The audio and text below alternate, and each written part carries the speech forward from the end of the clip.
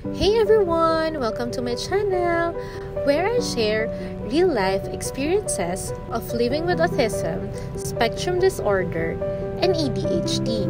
From everyday challenges, I'm here to break the stigma, build understanding, and connect with others on this journey.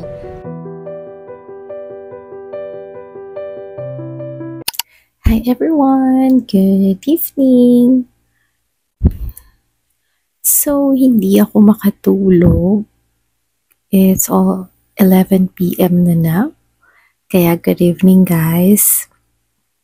And naisip ko na isulat yung mga signs or symptoms ng autism ko and ADHD ko. Kasi napansin ko sa TikTok ko, marami nag-a-ask ng question about kung ano yung mga naging symptoms ko para masabing I have autism and also ADHD. So sa mga bago sa channel ko, I'm Robbie. 33 years old na ako now, I'm an adult with autism spectrum disorder level 1 and ADHD. Kasi it's a spectrum, so bawat tao, iba-iba kami ng symptoms or ng signs. So, kasi it's a spectrum nga, hindi rin kami pare-pareho lahat. So, ito, yun lang yung mga naalala ko. Actually, marami pang mga hindi ko na isulat dito kasi alam mo naman, I have ADHD, makakalimutin ako, so hindi ko na maalala yung iba pa. Pero, ito rin yung isa sa mga check, kumbaga, ng doktor ko, ng psychiatrist ko, para masabi niyang I have autism din. So, and ADHD. So, sisimulan ko na. So, meron din kasing mga overlap na if you have autism and ADHD kasi and you're divergent nga yan, may mga overlap. So, yun yung mga last ko na i-discuss, yung overlap na parehong sa autism and ADHD yung symptoms na yun. So, sign of autism, first ko, cannot express my feelings or emotion into words. So, unang session ko pa lang with psychiatrist, ang sinabi ko na di ko po maintindihan yung nararamdaman ko. Yun na daw talaga, isa sa mga red flag talaga yun. Para masabi may autism ka, yan na yung mga sign. Pag di mo ma-express into words kung anong nararamdaman mo, kahit ako sa sarili ko, hindi ko maintindihan yung nararamdaman ko. It's usual for person with autism kasi nga, our brain is wired differently. Diba? And next, locks myself in my room and shutdowns, need alone time to recover. So, madalas itong mangyari sa akin even before I was diagnosed talaga. Pag may pinagdadaanan akong mabigat, nagkukulong lang ako sa kwarto ko. Siguro mga 2 days usually yan. And magpo-phone lang ako or minsan pag talagang mabigat siya, umiiyak din ako. Magpo-phone, manonood lang ako and nakahiga lang talaga ako, hindi ako kumakain. Meron pang time, di rin ako minom ng tubig, ganyan. Tapos parang ayoko nang may kausap, alone time lang talaga, manonood lang ako, magpo-phone ako, at iiyak ako. Basta nakahiga lang the whole day. And then next, not good at spelling. Yun, isa yan sa question sa akin ng psychiatrist ko. Actually, hindi ko alam na dahil pala sa autism ko yun. Tinanong niya ako kung mahina ako sa spelling. Sobrang check. Sobra, bata pa lang ako. Yan yung struggle ko nung nag-aaral ako. Sobrang hirap ako sa spelling. So, yun pala. Is it because of my autism? And next is, not good in directions. Isa yan. So, kunwari, sa mga exam, paulit-ulit kung babasahin kung paano gagawin yung isang bagay. Dahil pala sa autism ko yun. So, and of course, not good in direction nga na, I'm always confused about where is right and left are. So, girl, kahit nagdadrive ako, Pag sinabi mong right or sinabi mong left, hindi ko alam saan yung right, hindi ko alam saan yung left. Dahil pala I have autism. No, kumbaga dati tinatawanan lang to ng mga friends ko. Pag nagtitrive ako, Robbie right, Robbie kaliwa, Robbie left, Robbie kanan. I don't know where is right, I don't know where is left. Diba? It all makes sense. And then next is, of course, autism meltdown. Actually, I don't know before na it's autism meltdown. It's like a tantrum, but more intense where we really lose control talaga. Ito yung isang talagang check talaga na parang for my age kasi para mag-wild pa ako ng ganun. Pag may bagay akong hindi nakuha or na-overwhelm ako or nainis ako, talagang yung matindi na isa maiiyak na lang ako or lalagapak na lang ako sa sahig. Kung hindi ako mag-wild, iiyak ako basta I lose control talaga. Na iisipin mo parang ang tanda ko na parang mag-tantrums pero it's not tantrum pala, it's autism meltdown, diba? I'm 33 na pero may ganun pa rin ako. But I have meds now, so tumutulong yun para ma-regulate yung emotion ko, so para maiwasan din yung autism meltdown. And the next is always feel that the world is cruel. There's always a bad side and a wrong side to everything. So, dyan pumapasok yung anxiety. So, I also have anxiety kasi, which is, a person with autism or mga neurodivergent is prone magkaroon ng anxiety and depression. So, yun, prone kami. Kasi, for us, we always feel na the world is cruel for, basta ganun yung pakiramdam namin, ganun yung pakiramdam ako. Bilang may autism, ganun yung pakiramdam ko. Lagi kong iniisip kung yung taong to is mabuti or masama. Yan yung sinabi din sa akin ng psychiatrist ko. Ganun daw talaga kami ng mga autism. Laging kailangan pa naming hanapin kung sino yung masama at kung sino yung mabuti. Parang sa iba kasi, it doesn't matter anymore kung siya yung mabuti or siya yung masama. Pero for us, talagang hahanapin namin yun. Diba? And the next is clumsy because of sensory processing disorder. So yon, clumsy ako and yung baby ko din, clumsy kami pareho. Kasi nga, sign ng autism yung sensory processing disorder. So parang sa motor skills namin, kaya clumsy kami, sobrang madalas ako napapagalitan ng husband ko kasi lagi akong may pasa. Tapos pinapansin din ng mama ko yun dahil lagi nga akong may pasa kasi kung saan-saan ako bumabangga. So, kailangan talaga yung place ko hindi masyadong masikip.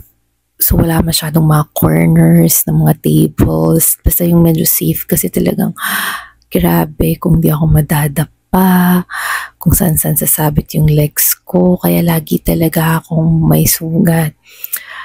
Na-remember ko ng bata ko, ilang beses ako nalalaglag sa kanal. Ilang beses ako nadadapa, umuuwing may sugat, talaga as in, dahil sa pagiging clumsy ko. And sign pala yun ng autism ko. Isang check yun, tinanong sa akin ng psychiatrist ko yun, kung clumsy ako. And yes, has difficulty understanding social cues, sabi niya. So, before, hindi ko alam na may struggle ako o may difficulty ako of understanding social cues. Pero madalas akong magkamali ng perception sa action sa akin ng isang tao. So ngayon, dahil alam ko na nga na mahina kami sa social cues, I always ask my husband kung mali ako nang na-feel towards sa action sa akin ng isang tao o sinasabi sa akin ng isang tao. Always kong ina-ask yung husband ko sa lahat ng bagay kasi nga, yun nga, I have to accept na mahina kami sa social cues. So yun, I remember nga dati, an old friend, nasabihan ako na hindi daw ako marunong mag-advise or even mag-comfort. Like, I don't know how to do that, ganyan. Kasi nga, I have autism pala. So, yun, parang sa amin awkward yun. And kaming hirap na hirap kami express yung nararamdaman namin. Paano pa kaya yung mag-advise, di ba? And the next is struggles to keep up with how the world works for most people. So, para sa amin kasi, how the world revolves or how the world works, for neurotypical, parang it's normal nga, di ba? Pero parang sa amin, ang hirap to keep up. Kaya kami nagkakaroon ng depression. So, most of people with autism has anxiety and depression. Like me, I have anxiety and depression. Kasi nga, para sa amin, parang ang hirap kumip up sa mundo. Parang paramdam namin walang makakaintindi sa amin. Kaya kami nagkakaroon ng depression. Kasi yung mundo is like, parang siya, hindi kami fit. Ganun yung pakiramdam. Ako mismo ganun yung pakiramdam ko. Parang hindi kami fit sa mundo kung how it works. Parang hindi kami nag-fit doon. Parang, like sabi ko nga kanina, parang masyadong cruel tong mundo na to para sa mga kagaya ko. Which is dati nung hindi ko pa alam na may autism ako. Ganun talaga na-feel ko. So, it all makes sense. Ganun pala talaga kaming neurodivergent. Of course, I hate small talks. But I can do it. Though afterward, I overthink everything I said and wonder if I said the right things. Diba? Grabe. Kasi sa work ko, kailangan ko talagang small talks, may pag-uusap during dine out with my clients. Pero after that, parang nauubos yung social battery ko. And iniisip ko lahat ng nasabi ko, and lahat ng nasabi sa akin ng client ko paulit-ulit. Iisipin ko, tama ba yun? Tama bang ganito? Tama bang ganon? At nakaka-drain siya. Very draining siya. Sobra. Very draining yung ganong pakiramdam. Sobra. Ang hirap. And of course, I love arts and designs. Isa yun sa mga questions sa akin ng psychiatrist ko. If mahilig ako mag-drawing, of course, diba, mahilig ako sa makeup, mahilig ako sa pagde-design, even pagde-design ng room ko dati. Dalaga pa ako, mag-isa pa lang ako sa live. So, makikita mo, grabe ko i-design yung room ko. So, mahilig ako sa ganun. Isa pala yan sa mga signs ng autism. Most of us mahilig sa mga arts talaga. And next, suddenly withdraws in outside world, even with friends. Ito, kaya hirap din kaming makasustain ng relationship. Kasi meron kaming sudden feeling. Kasi nga nagkakaroon kami ng training para kasi sa amin makapag-socialize. So, parang nagkakaroon kami ng kailangan namin mag-search yung social battery namin. Parang ganun. Parang bigla na lang kami mag-withdraw sa outside world. Ganon. Kaya maraming friends ko before ang nakaka-misunderstand sa akin. Kaya I keep those friends na kahit hindi ako naiintindihan na bakit bigla ako nawawala tapos bigla akong babalik. Even umalis ako sa mga GC, ganyan. Tinatanggap pa rin nila ako. Parang kahit without any explanation kasi ako hindi ko rin ma-explain sa sarili ko eh. So, sila pa rin yung mga friends ko ngayon. So, I'm really lucky to have them pa din. Na kahit bigla akong nawala, parang friendship over na, ganyan. Pero bigla na lang akong babalik, ganyan. So, tinatanggap rin ako. So, kaya, ngayon, mas naintindihan ko na. Sila din, mas naintindihan nila. Kaya, super thankful ako talaga din sa kanila. And of course, need for routine isa to. So, dito ako nahirapan na kaya pala nagsastruggle ako since lumipat ako from city to countryside. Kasi sa city talagang parang may routine ako and also dalaga pa ako before. So wala pa akong baby, yung parang pagising, ganito, ganyan. Siyempre, ito yung mga pupuntahan kong clients. Pero nagbago kasi yun nung nagka-family ako. So doon ako medyo nahirapan kasi may need kami for routine. Dapat everyday ganito, naka-structure. Kailangan pag may autism ka, structure eh. So, hirap kami pag walang structure. Yan. Isa yan sa akin, sa mga tanong sa akin ng psychiatrist ko na structural ba ako? Yes, structural talaga ako. Kailangan may structure ako. Kundi parang hindi ko maintindihan talaga. Hirap ako. And of course, steaming. So, iba-iba naman kami ng pag-steam eh. So, like ako nakikita mo, ito, ganyan ako ng ganyan. So, steaming yan sa akin. So, I remember yung boss ko before. Sabi sa akin, Rob, while explaining, kasi yung work ko, kailan ko mag-explain ng research sa mga clients. So, parang magaslaw daw ako, ganun ako ng ganun. Bukod sa ADHD, di ba? Restless kami. So, parang steaming ko din pala yun. Tinahawakan niya ako. Pwedeng, wag kang gumalaw, ganyan. So, parang hindi ko talaga mapigilan kasi I have to steam nga. And so, yun. And next naman tayo, of course, sa sign of ADHD. Yan. So, sa sign naman of ADHD, ito yung cannot focus but can hyper-focus. O, diba, ang gulo. Yung totoo, hirap ako makafocus. So, sa amin, mahirap kaming makatapos ng isang task. Biglang, sige ko, magtatrabaho na ako, gagawin ko na to, promise, ito na to. Tatapusin ko na yung work ko, yung admin task ko. Pero biglang magti-TikTok ako. So, yung mga ganon, talagang biglang, pupuntahan ko pala muna yung baby ko. Itingnan ko. Tapos wala na, hindi ko na mababalikan yung work ko. And like sa school, hindi, makikinig ako sa, even sa church, makikinig ako. Pero magwa-wonder yung mind ko, which is dun papasok sa pangalawa, my mind is always wondering.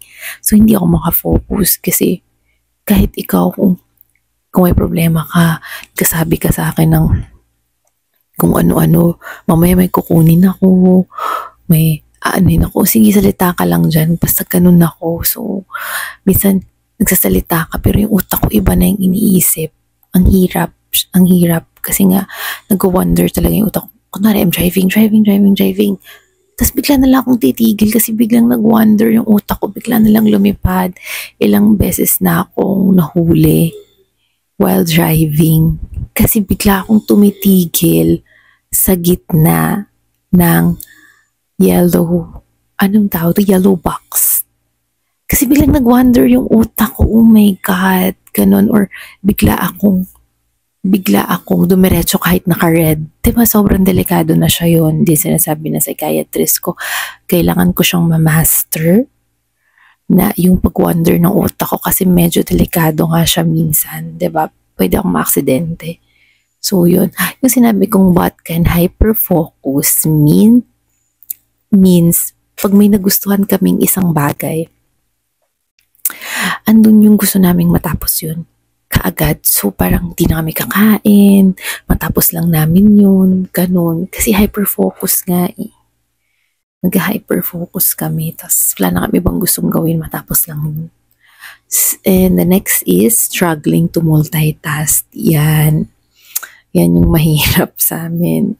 May ADHD. Gusto na lang multitask. Gusto ko matapos to, gawin ko to, ganyan. Pero nag-struggle talaga kami to do multitask. Yan. Of course, talkative. So, nung bata pa lang ako, most of the time, ang reklamo ng teachers ko sa parents ko is, masyado daw akong madaldal. Lagi ako nasa noisy, lagi ako napapalo sa school, kasi lagi nga ako nasa noisy. Talagang inireklamo ako, nakasulat sa card ko, diba? Na madaldal daw ako. So, yun talaga yung nireklamo ng mga teachers ko sa akin, ang daldal ko daw talaga. So, sign pala na ADHD ko yun, kaya pala ako ganun. And the next is high energy and not easily get tired. So, kunwari, travel. I remember, nang nag-travel kami ng mga friends ko before sa Thailand, sa Cambodia. Lakad. Kahit mainit, picture. Tapos parang sila, pagod na silang lumakad. Tapos picture. Ang akala ko lang, kaya hindi ako mabilis mapagod kahit tirik yung araw. Kasi nga, work kong maglakad sa arawan eh. Kasi nga, sa sales ako, lalakad ako sa Arawan kasi mahirap yung parking sa Makati. Sa Makati ako nakatira before. So, magpa-park ako and lalakarin ko na lang yung mga clinics kahit gano'n. Minsan from Makati Med to Greenbelt to Greenbelt to Glorieta. Lakad ko lang yan. So, sanay akong lumakad ng lumakad. Tapos, sobrang bilis ko maglakad as in. So, parang hindi ako napapagod pag naglalakad ako. So, parang hirap makasabay yung mga kasama ko. Lagi nila sinasabi, ay, si Robby, ayokong kasabay maglakad. Bukod sa ang bilis, parang hindi napapagod. So, yun. Dahil may ADHD pala ako. So, yun pala. And ito yung isa sa grabe ang struggle ko, forgetful. Sobrang makakalimutin ako. So, kailangan ko talaga maglista. Yung mga kapitbahay ko dati sa Quezon City, sinay na sila sa akin na tuwing lalabas ako ng bahay, tatanong nila ako, o, Beng, ID mo, o, susi mo, o, ano mo, ganon. Kasi sanay silang lagi akong bumabalik kasi may naiiwan ako. As in, laging gano'n. And of course, restless. Hindi kami mapakali. Ito rin yung sabi ng asawa kong sa Bisaya. Ang tawag namin is di mahimutang. So, restless kami. So, ito rin yung kinakagalit ng asawa ko. Minsan pag nag-travel kami, sinasabi niya sa akin, diba kaya nga tayo nag-travel to rest pag nasa hotel kami. Pero, ayan ka na naman, may gagawin ka, magliligpit.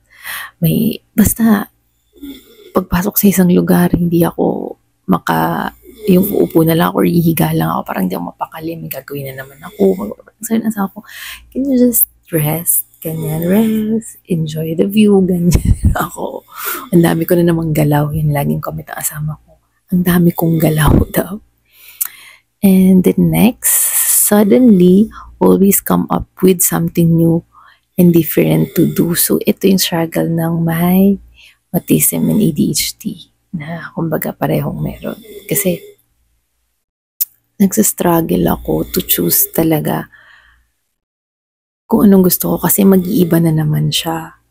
So, yung parang may sudden new ideas like, ganito, ganyan, mag-vlog ako. Pero bukas iba na naman yung gusto ko. Mag-drawing naman ako.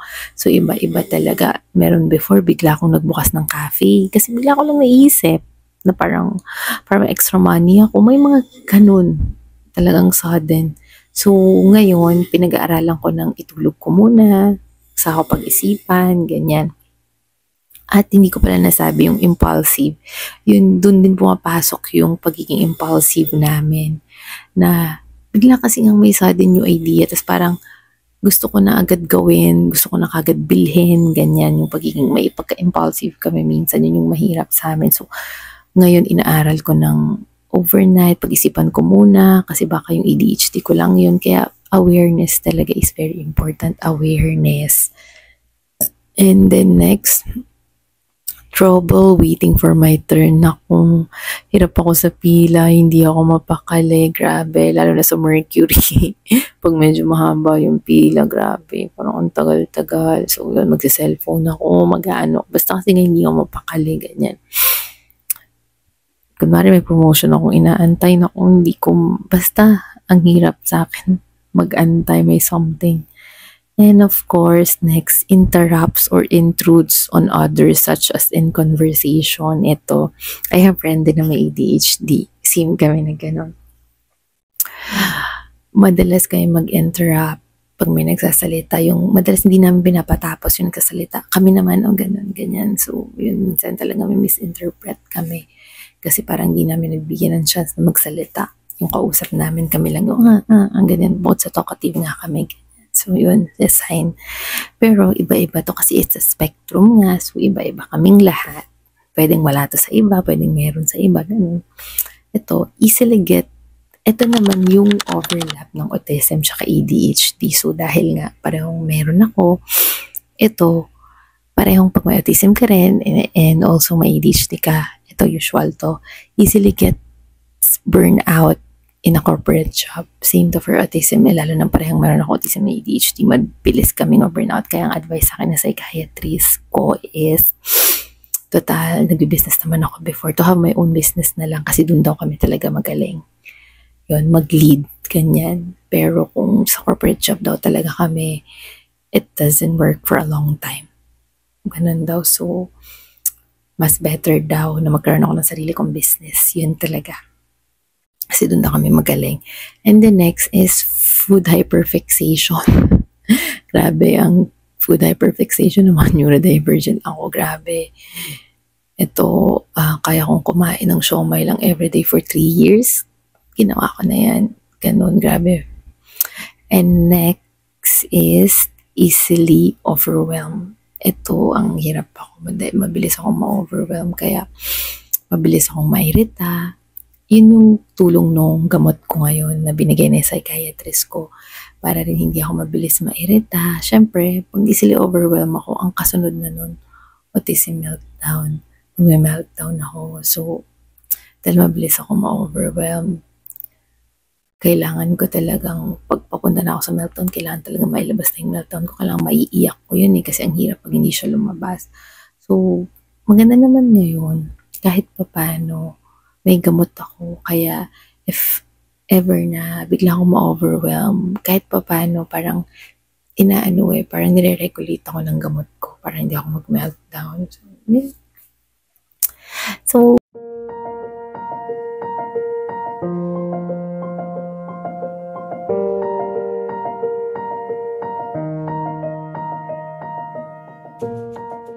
yun lang. Yun ang mga signs or symptoms ng autism and ADHD ko para sa mga nagtatanong. And of course, kung tingin nyo meron kayo nito or tingin nyo may something different about you, seek help. Lumapit kayo sa psychiatrist. Sobrang laking tulong. Yun naman lagi kong ina-advise sa mga vlog ko lagi. Ask help sa psychiatrist. Sobrang laki ng may tutulong niya sa inyo. And kasi we are prone sa yung mga kagaya natin neurodivergent sa anxiety and depression. Kaya very important to seek help sa psychiatrist. Diba? Mental health is very important. So, para din ma-prevent tayo na maging alcoholic, addiction, ganyan. And also yung pinakamalala is suicide, of course. Kasi prone talaga tayo sa ganun. So, it's very important to take your medicine talaga if ever na you feels talaga na wala ka ng choice sa life or whatever. And pray. Always, always pray. Yun lang. Thank you for your time. Bye-bye.